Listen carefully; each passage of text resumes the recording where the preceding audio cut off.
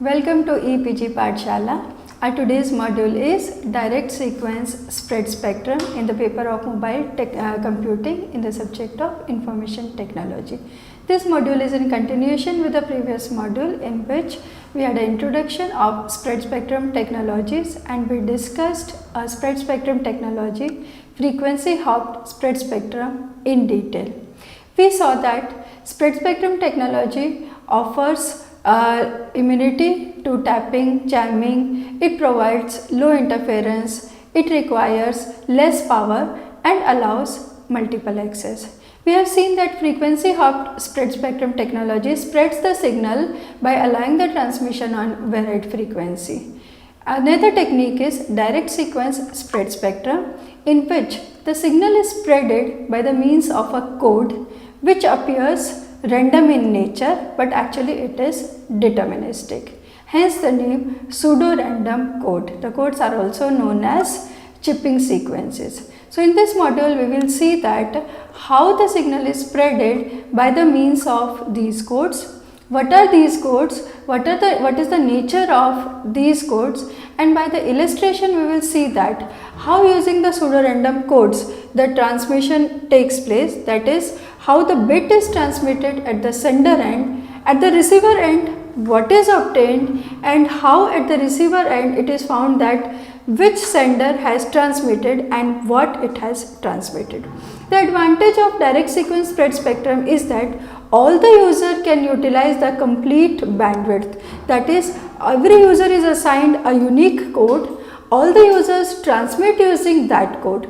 At the receiving end the chorus of all the codes is being received. It is just equivalent to many people speaking in the room but in different languages, and the receiver gets the chorus of all the languages. Similarly, in the direct sequence spread spectrum also the signals from individual users get added up linearly and the receiver gets the sum of all the signal. Now at the receiving end, from the resultant signal, the original signals and the data transmitted along with the signal is obtained. The beauty of direct sequence spread spectrum is that the codes which are used are independent of data. The data is transmitted along the code, and hence using that code the message, using that code the bandwidth is spreaded. And the spreading factor, that is the amount by which the bandwidth is spreaded, is in proportion with the size of the code. For example, Wi-Fi uses 11-bit Parker code. Therefore, the bandwidth is spreaded 11 times than the original bandwidth which is required to transmit the message. So, the topics which we will be covering in this module are, we will understand the principle of direct sequence spread spectrum. We will understand the concept of spreading codes and study their properties. We will understand that how a code performs a distinct transmission for each user without interfering the signals of other users. While in illustration we will see that how data is transmitted using code and how it is recovered back at receiving station. So let us look at the definition of direct sequence spread spectrum. In direct sequence spread spectrum, each bit in the original signal is represented by multiple bits in the transmitted signal with the help of a code known as spreading code. The code appears to be random in nature, hence the name pseudo-random, but actually it is not random, it is deterministic. Therefore, these pseudo-random codes are also known as pseudo codes. The signal is spreaded in proportional with the number of bits in the code. The code is independent of the data which is to be transmitted. Now here the interesting thing is that obviously to intercept the data, the receiver should know the code. For others who do not understand that code, it will be rejected as noise. For example, a person speaking in French, if a receiver understands French, then and only then it will be able to interpret the data, and the other receiver which is getting that transmission and who does not understand French, for him it will be just noise. Therefore, the codes are also known as pseudo-random noise. You can just refer the diagram, that is a narrowband signal is there one bit is transmitted along with the code. What is the code here? It is 11 bit code 0 1 0 0 1 0 0 0 1 1 1. You can see that the bandwidth has been spreaded and this spreaded signal is being transmitted. Now let us understand that what is the magic behind these codes and how they facilitate the transmission without interference among the different users. For this, let us understand the concept by the given example. Let us assume that there are two users. They transmit two symbols D1 and D2. What is a symbol? A symbol is a bit obtained after encoding and decoding of noise and data. User 1 transmits symbol D1. User 2 transmits symbol D2. Two distinct codes have been assigned to the two users. Now for the time being, I am not telling you that what is distinct or what is interesting about these codes. I have just assigned a 4-bit code to the two users. User 1 is assigned 1 1 1 1 and user 2 is assigned the code 1 1 minus 1 and minus 1. To transmit the symbol with the code, the symbol is multiplied with the code. We said that the data is transmitted along with the code. So to do that, you multiply the data with the code. So what is the symbol here? The symbol here is D1 and the code of the user is 1 1 1 1. So what user 1 has transmitted? She has transmitted D1 D1 D1 and D1. Similarly, user 2 will transmit D2 D2 minus D2 minus D2. Simply multiplied D2, that is the symbol transmitted by user 2 with its code, which is 1 1 minus 1 minus 1. Therefore, a single symbol is transmitted as a sequence of symbols. These sub symbols are also known as chips and the sequence is known as the chipping sequence. Now both the two users transmit simultaneously. This is the beauty here. That is, the two users don't have to use different frequencies, don't have to transmit at different time. They are using the complete bandwidth for the whole time. Now what will happen? Their signals will linearly add up. You have a hall of people in which the different people are speaking in different languages.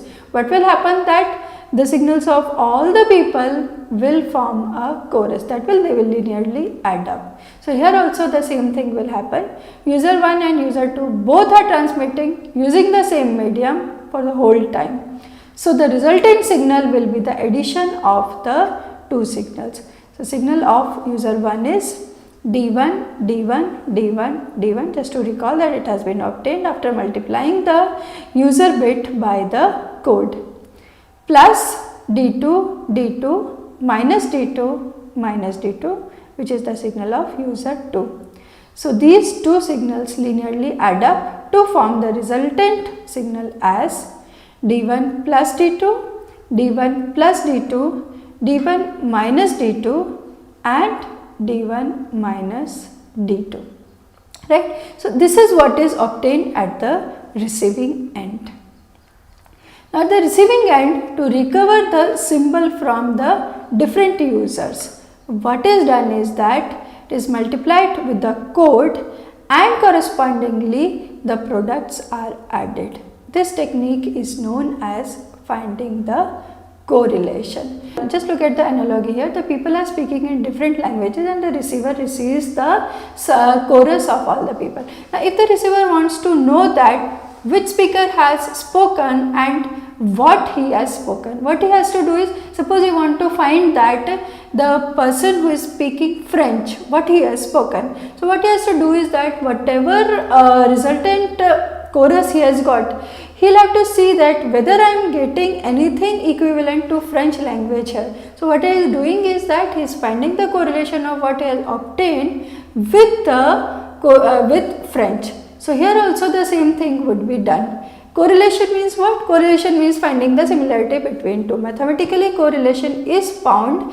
by multiplying the two vectors correspondingly, that is the two terms will be multiplied correspondingly and the result will be sum. So here to find the symbol of the two users, at the receiving end, the resultant signal will be multiplied by the code of individual user. That is, the correlation of the resultant signal would be found with the code of the two users. So what happens when we find the correlation? Now first find the correlation of the resultant signal with the signal of user 1. What is the signal with the code of user 1? What is the code of user 1? It is 1111 and the resultant signal S is D1 plus D2, D1 plus D2, D1 minus D2, D1 minus D2. Now this is multiplied by 1111. So what is obtained? So you can see that what is obtained is D1 plus D1 plus D1 plus D1, which is equal to 4D1. Now where has the transmission of user 2 gone? It is interestingly nullified, right? So here by finding the correlation, the data or the symbol of user 1 has been interestingly filtered out. Similarly, find the correlation of the resultant signal with user 2. So again it comes out to be D2 plus D2 plus D2 plus D2, which is equal to 4D2. D1 is nowhere seen. This is the beauty, right? Now what is magic about these codes? You can see that by finding the correlation of the resultant signal with the code of the user, you are able to retrieve the data. And the interference from the other user is surprisingly nullified. What is magic behind this? How this has happened? Would the same thing happen if I change the codes also? The answer is no. There is something unique with these codes. What is this uniqueness?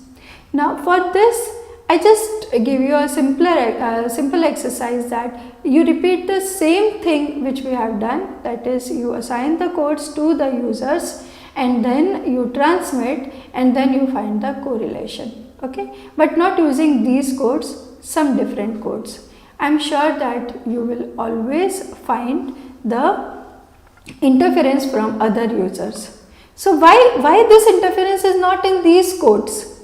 For that, just do a simple thing. Find the correlation of these codes with each other. That is, you find the correlation of 1111 with 11 minus 1 minus 1. Multiply them correspondingly and add the products. What you are getting? You will be getting 1 plus 1 minus 1 minus 1, which is equal to 0. What does that mean? There is no correlation between these codes. Such codes are known as orthogonal codes. So what do I conclude? I conclude that the two users can simultaneously transmit using two distinct codes without their signals interfering with each other, only with the condition that the two codes should be orthogonal to each others. That is, the correlation between the two codes should be 0, and of course the autocorrelation among them should be good. That means if I find the correlation of the code with itself, it should give me a bigger number, right? So the properties of a good code are that firstly, the autocorrelation of the code with itself should be good, and secondly, the cross correlation of that code with the other code should be 0, right? So with the help of orthogonal codes, we have been able to send symbols of two users simultaneously on the same channel without interference. This is a basic technology used in CDMA, CDMA 1, IS 95 and many more. The receiver has to know the codes to retrieve the symbol. Of course, what we have done is that we have found the correlation of the resultant signal with the code of the user. For this, I need to know the code of the user, and for those who do not know the code, would not be able to retrieve the symbol, for them the information will appear as noise, and hence the codes are known as pseudo random noise. So, what we see that the codes should be orthogonal in nature.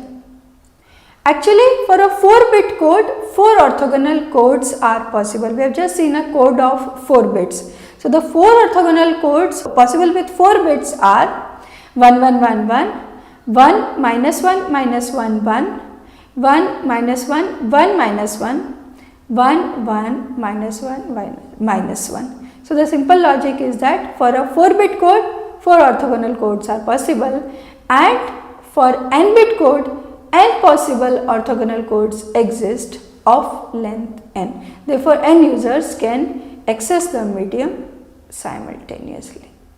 Now, let us see that how these codes spread the bandwidth. For this, let us take another example. So, before spreading, assume that the bit rate is 1 kbps. Right. So, to transmit a single bit, time required will be 1 upon 1 kbps. Why? Because the bit rate is 1 kbps, that is the time required to transmit a single bit is 1 kbps, which is equal to transmit a single bit, time required TB is equal to 1 upon 1 kbps, which is equal to 1 millisecond. Okay. So, bandwidth is inverse of time. So, bandwidth is equal to 1 upon TB, which is equal to 1 kilohertz. Now, suppose the code is of 4 bits. So, after spreading, to keep the I do not have the flexibility to change the bit rate. Bit rate is constant. So, to maintain this constant bit rate, time required to send a chip or a sub symbol. Now, the code is 4 bits long. So, the sub symbol will be the time required to send 1 bit is, if 1, then the time required to send a chip or a sub symbol will be 1 by 4, where 4 is the size of the code. So, TC, that is the time required to send a chip, is equal to 1 by 4 of TB, right. So, which is equal to 1 by 4 millisecond. TB we have just calculated as 1 millisecond. So, TC is equal to 1 by 4 millisecond. So, what is the required bandwidth? Bandwidth is the inverse of time. So, required bandwidth is equal to 1 upon TC, which is equal to 4 kilohertz. So, magically the bandwidth has been increased 4 times using a code which is 4 bits long. You can refer to the diagram also. The narrowband signal has been spreaded to the broadband signal 4 times. Now, the amount by which the code is spreaded is known as spreading factor. So, it is equal to TB divided by TC, that is the time required to send a single bit divided by time required to send a single sub symbol or a chip. More the spreading factor, more spread will be the bandwidth, and more number of users can be accommodated, more security would be there. For civil applications used spreading factor between 10 to 100, whereas military applications use a spreading factor up to 10,000. Wireless LAN, that is IEEE 82.11 standard, using sequence 10110111100, which is known as the barcode, as the code which is 8-bit long, hence providing a spreading factor of 11. So, we have discussed that what is the magic of the code, that is the code should be orthogonal in nature. The code is transmitted along with the data, and the receiving end it is retrieved. This code has been able to spread the original bandwidth by a factor equal to the size of the code. So, on this we lay the principle of direct sequence spread spectrum. Bandwidth is spreaded by the help of a code known as spreading code. The code is independent of data. If m is the length of the code, signal is spreaded by a factor of m. By using unique codes or orthogonal codes, all the users transmit using entire bandwidth. During the transmissions, the signals of all the users add up linearly instead of being garbled. The receiver receives sum of all the signals. It should synchronize itself with the code of the sender, that is, it should know the codes.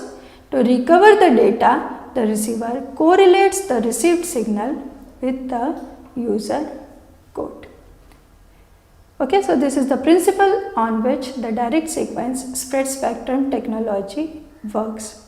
Now let us illustrate all these principles with the help of an example in which we take 4 stations. We assign the unique code to these 4 stations. We take an example that what these stations would be transmitting, and then what will be received at the receiving end. We will also see that how mathematically at the receiving end the data of these stations will be recovered. Okay. To begin with, let us consider 2 stations which have been assigned 4-bit code.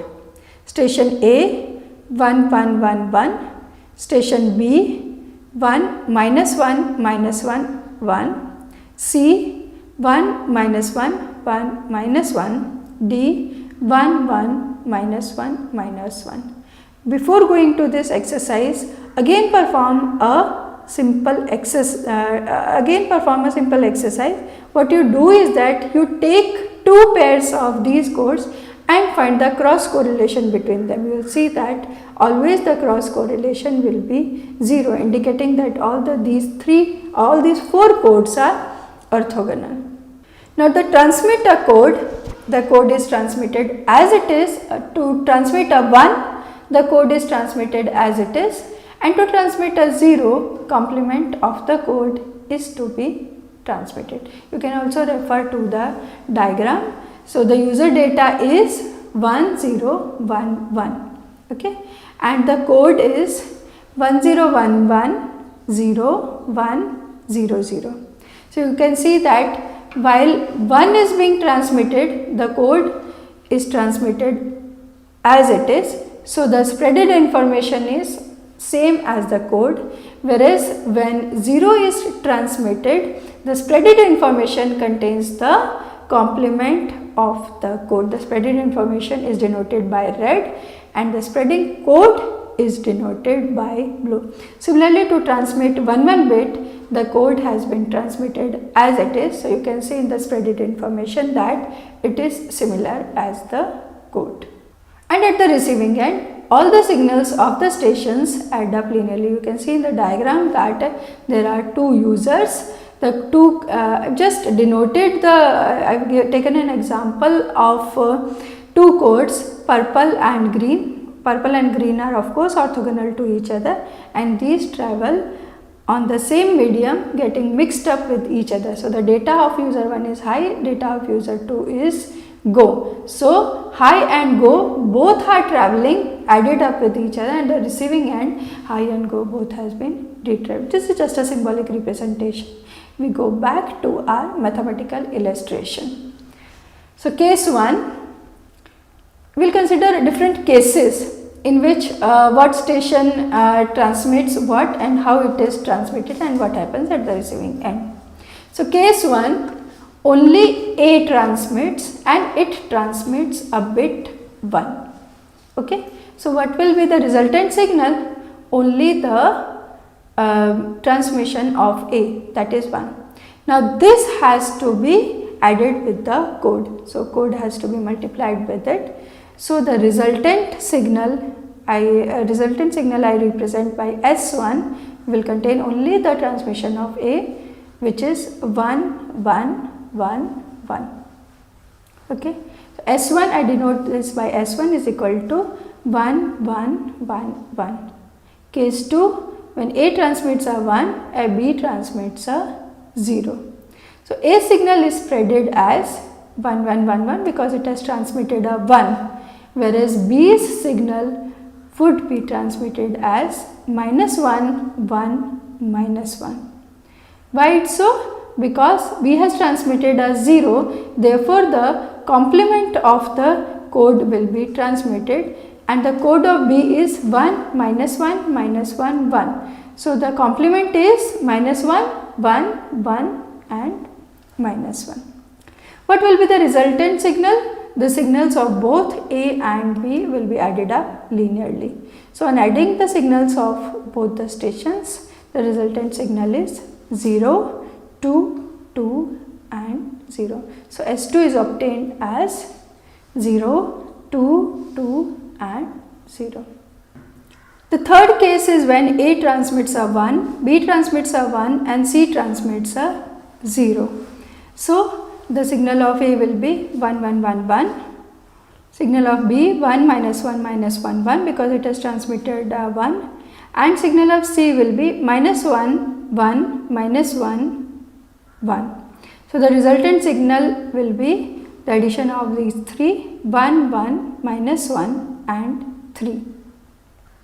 Now let us see what happens at the receiver side and how the data of the stations is recovered. First let us recover the data stream of station A.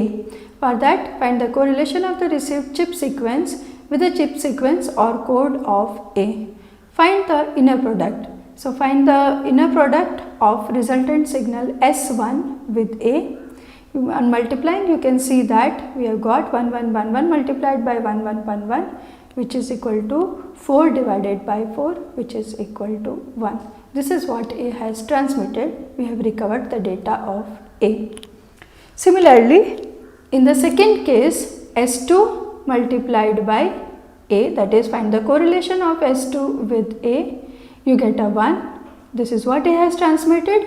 Find the correlation of S2 with B, you get -1. And this is what B has transmitted. A -1 indicates that B has transmitted, but it has transmitted a 0. In case 3, A has transmitted a 1, B has transmitted a 1 and C transmitted a 0. So when I find the correlation with the resultant signal S3 with the codes of all these three stations, you can see on the screen what I get. For A I get a 1, for B I get 1, for C I get -1, and a -1 again indicates that C has transmitted a 0.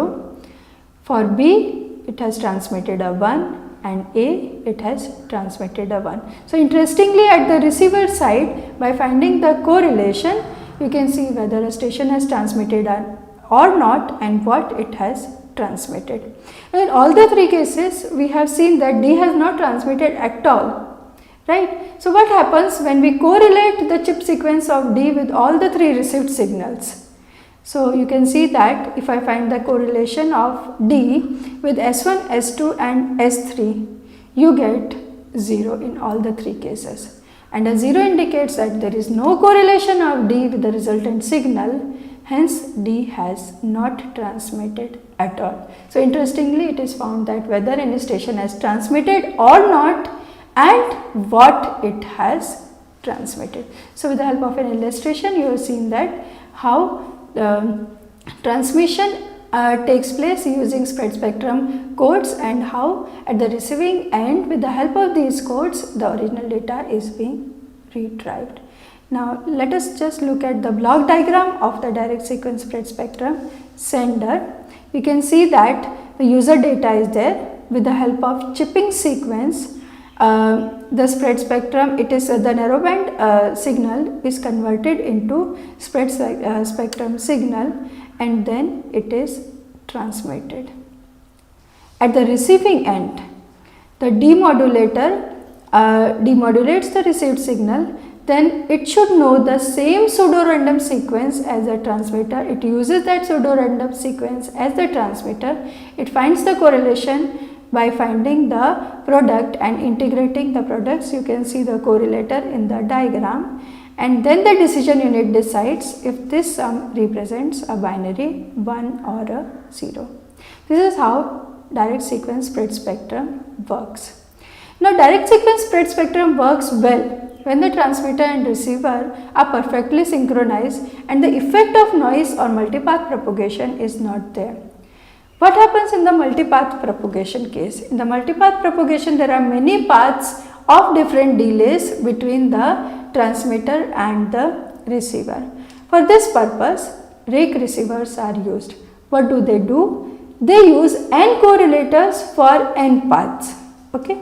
So each correlator is synchronized to the transmitter plus delay of the path. So as soon as the receiver gets a new path which is stronger than the current weak path, it assigns correlators to the new path, and output of all the correlators will be combined to the decision unit.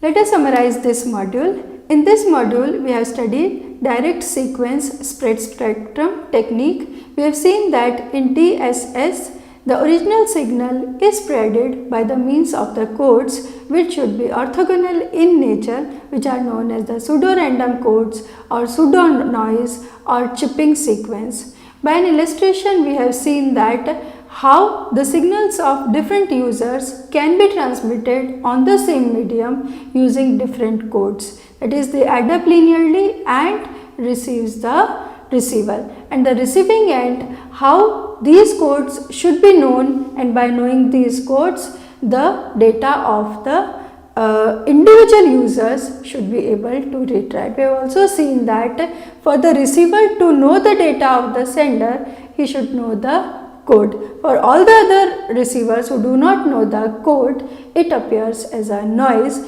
Hence, this scheme also comes with built-in security.